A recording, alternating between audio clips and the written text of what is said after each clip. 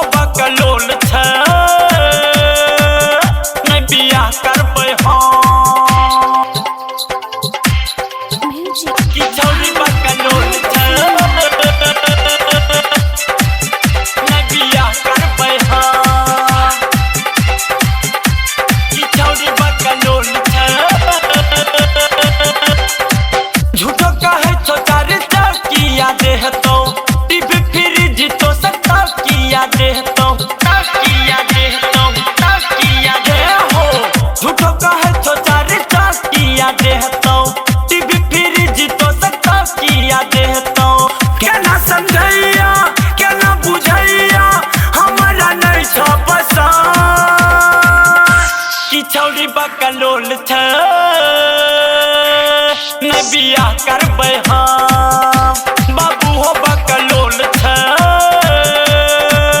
नहीं बियाह करबै हम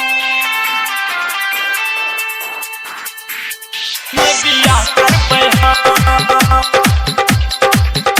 की छौरी बकलोल छ नहीं बियाह करबै हम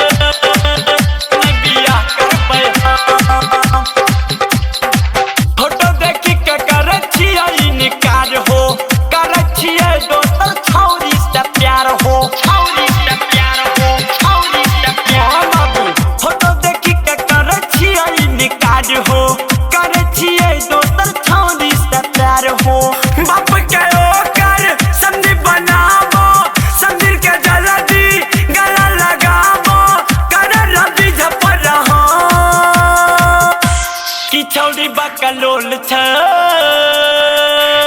नहीं बियाह करबै हम।